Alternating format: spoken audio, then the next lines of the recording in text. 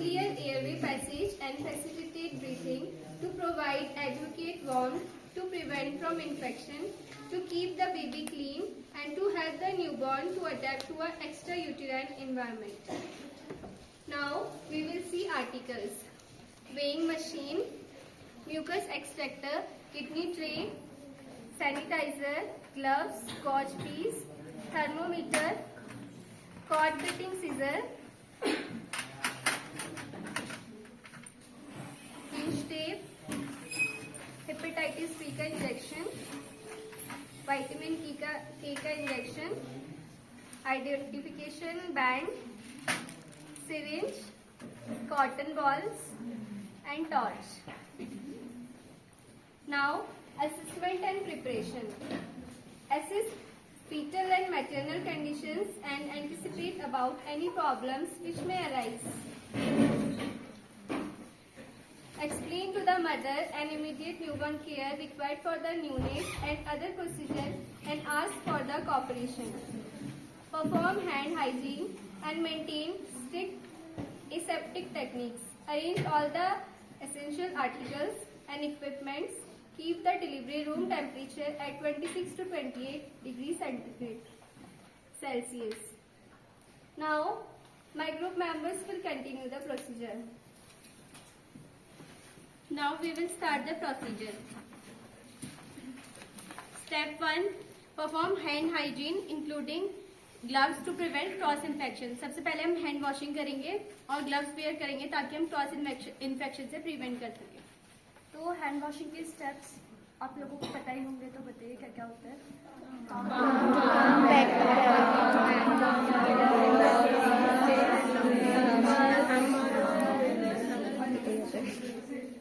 Second step, receive the newborn infant on mother's abdomen and cover with pre-warm towel or cloth to prevent hypothermia.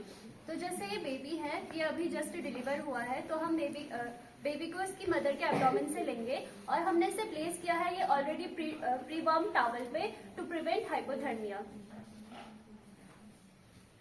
Third step, assess the baby for breathing and crying. If baby is breathing, crying well, then provide routine essential care. But if the baby is having no breathing, crying, then resuscitate the baby after immediate cord clamping and placing baby under radiant warmer. तो हम इसके बाद क्या check करते हैं, baby की breathing और crying को चेक करते हैं. तो बेबी का जो ब्रीथिंग है वो हम कैसे चेक करते हैं, उसके चेस्ट कंप्रेशंस को देखकर, लाइक विजुअलाइज करके.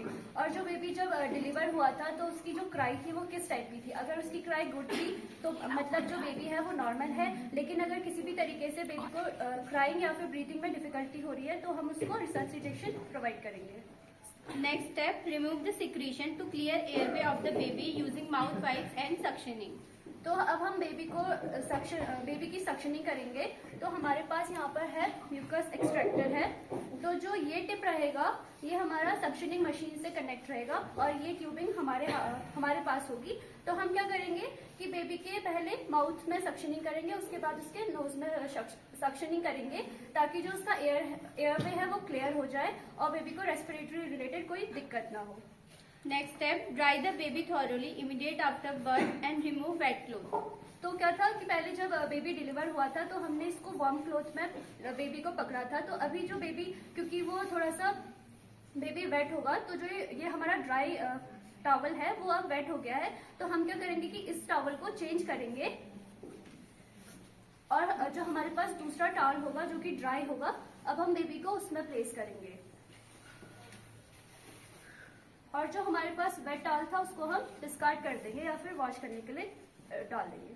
Next step, place the neonate in skin to skin contact with mother in between her breasts. Keep the baby in skin to skin contact for at least 1 hour to maintain the warmth.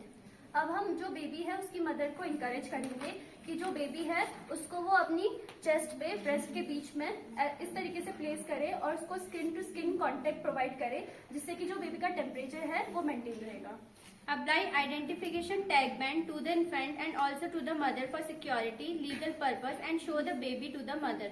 Identification tag band should have name of the mother and hospital registration number, gender and birth weight of the baby. जैसे अब हमारे पास identification tag है, तो इसमें जो baby की mother है उसका नाम है। जैसे कि ये जो बेबी है वो है बेबी ऑफ माया, जो कि एक फीमेल है और ये 22 जनवरी 2025 को 11 बजे के टाइम पे इसका बर्थ हुआ है। तो ये जो टैग है या तो हम बेबी के हैंड में या फिर इसके फीट में लगा देंगे। Next step, once the infant is stable, take footprints of the baby as per institutional policy. अब अगर हमको जब ये लग रहा है कि जो बेबी की जनरल कंडीशन है वो स्टेबल है, तो according to the institutional policy हम बेबी का जो फुटप्रिंट है वो ले लेंगे। Next, assess APGAR score of the neonate to identify the baby's condition at 1 and 5 minutes. APGAR score क्या होता है, किसी को पता है? तो ये एक तरीके से एग्जामिनेशन होता है न्यूबॉर्न का। तो इसमें हम 5 चीजें चेक करते हैं और जो ईच लेटर होता है वो किसी चीज के लिए स्टैंड करता है। जैसे यहाँ पे आपको दिख रहा होगा A stand for, B for, G for, A for activity and R for. अब हम इस बेबी की अगर हम बात करें तो हम चेक करेंगे सबसे पहले A फॉर अपीयरेंस।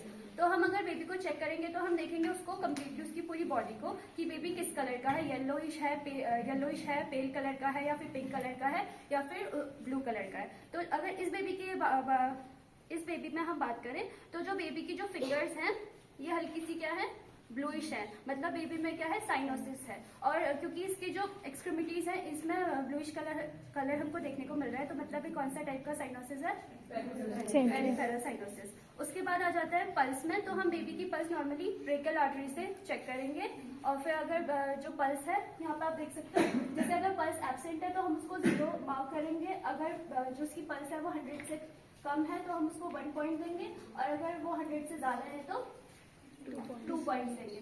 उसके बाद हम चेक करते हैं बेबी का ग्रिमेस। ग्रिमेस मतलब रहता है जो उसका एक्टिविटी है वो किस टाइप का है। जैसे अगर बेबी कोई भी एक्टिविटी शो नहीं करेगा तो हम फ्लॉपी अगर वो रहेगा तो उसको 0 मार्क हम स्कोर करेंगे और अगर वो जो रिस्पॉन्सेज है वो मिनिमल दिखाएगा तो हम उसको 1 और अगर वो एक्टिव होगा बेबी तो उसको 2 मार्क्स देंगे।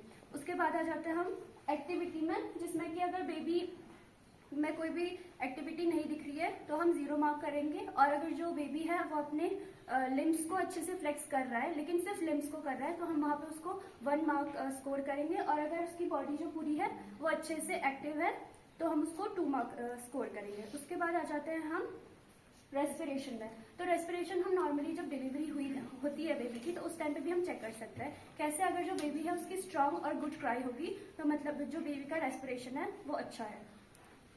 Next, we will assist the doctor in clamp and cutting the umbilical cord after 1 minute. Follow strict aseptic technique during cord cutting to prevent cross infection. Cord should be cut at 2 to 3 cm from abdominal skin so that the stump is away from genitalia. Assess for 2 arteries and 1 veins. Presence of 1 artery may be indicative of congenital anomaly. अब हम क्या करते हैं, जो doctor है उसको assist, doctor है वहाँ पे उनको असिस्ट करते हैं अम्बिलिकल कॉर्ड कटिंग में। तो अम्बिलिकल कॉर्ड कटिंग हम नॉर्मली करते कैसे हैं, तो इसके लिए हमें चाहिए 2 कॉर्ड क्लैंपिंग क्लिप्स और या फिर हम कॉर्चर आर्टरी फॉर्सेप से भी हम उसको क्लैम्प कर सकते हैं और फिर जो हमारी नॉर्मल वो रहती है आर्टरी फॉर्सेप रहती है हम उससे अम्बिलिकल कॉर्ड को कट कर सकते हैं। तो जो सबसे पहले है तो हम एक क्लिप्स को प्लेस करते हैं। तो जो हमारा अम्बिलिकल कॉर्ड रहता है बेबी के एब्डोमेन से अगर हम देखें तो 5 centimetre away from the abdomen of the baby हम फर्स्ट क्लिप को प्लेस करते हैं और फिर जो सेकंड क्लिप है ये एब्डोमेन और जो अम्बिलिकल कॉर्ड जहाँ पे हमने फर्स्ट क्लिप लगाई थी उससे उसका हाफ यानी कि 2.5 सेंटीमीटर बीच में उसको सेकंड क्लिप से क्लैम्प करते हैं। उसके बाद हम चेक करते हैं कि जो बेबी है कि अम्बिलिकल कॉर्ड है उसमें जो पल्सेशन है वो जैसे एक टाइम हमको पता चलता है कि ठीक है वो स्टॉप हो गया है तो हम with the help of umbilical cord cutting scissor हम उसको कट कर देते हैं। Now Himani will continue.